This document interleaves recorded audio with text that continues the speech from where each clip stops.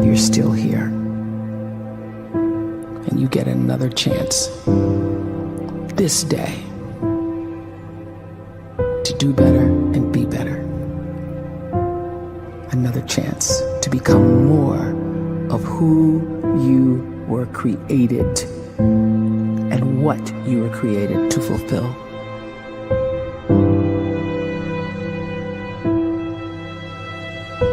Everyone in the world is capable of living outside the role or beyond the roles that they place themselves in, no matter what it is.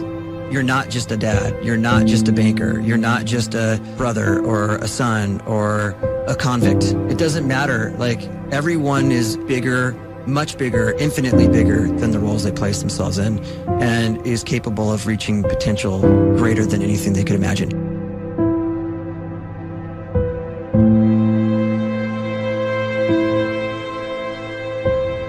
You can live the life you desire. It's right there in front of you. But in order to achieve it, you must first see it, then believe it, and then you must graciously ask and train your brain to help you execute your vision.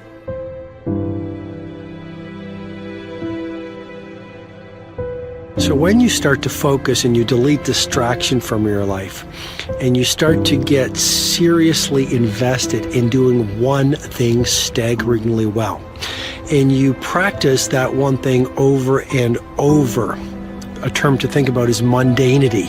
You do one simple, seemingly insignificant thing every day around your main skill, and it's very mundane, but small daily improvements over time lead to world-class results. Well, here's what happens in your brain. You start to isolate a single neurocircuit around that skill, and that starts to trigger a certain type of brain cell called an oligodendrocyte, which then releases myelin.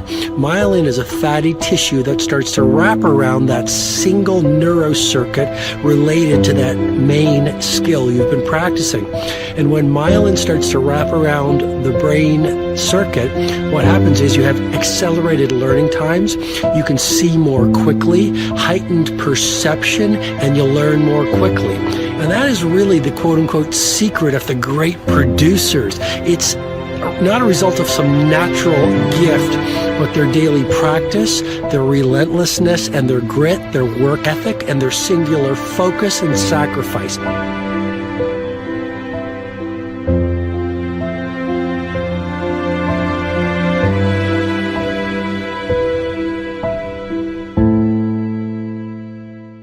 A great life is built not by revolution.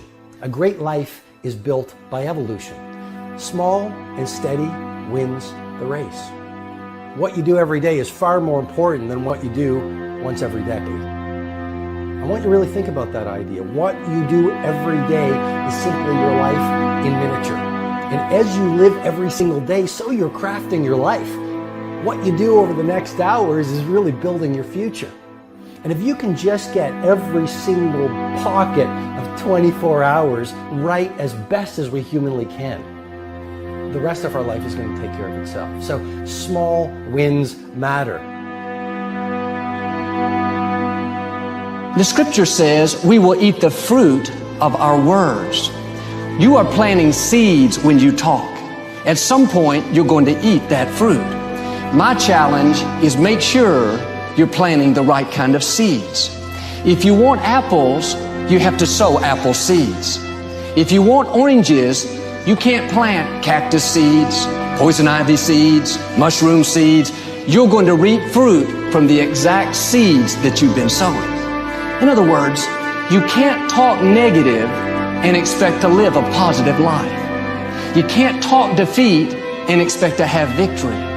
You can't talk lack, not enough, can't afford it, never get ahead, and expect to have abundance. If you have a poor mouth, you're going to have a poor life. If you don't like what you're seeing, start sowing some different seeds.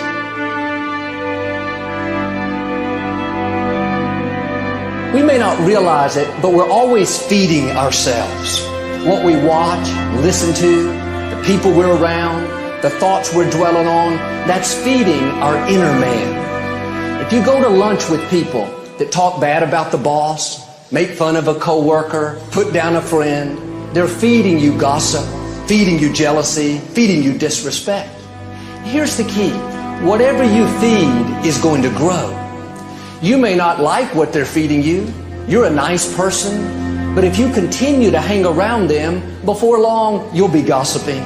You'll be critical. You'll be disrespectful. Why? Because you kept feeding the wrong things. If you're always feeding negative thoughts, thinking, I'll never get well, I'll never meet the right person, you're feeding doubt, feeding mediocrity, feeding fear. If you know exactly what you want to be, you need to spend as much time with people that are actually that already.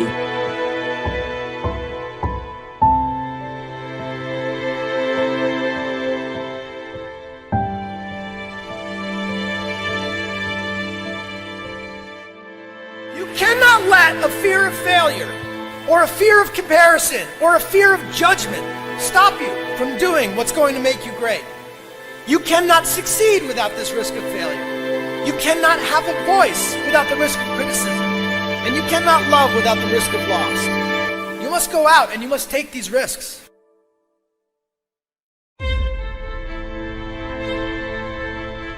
You don't have the time to waste time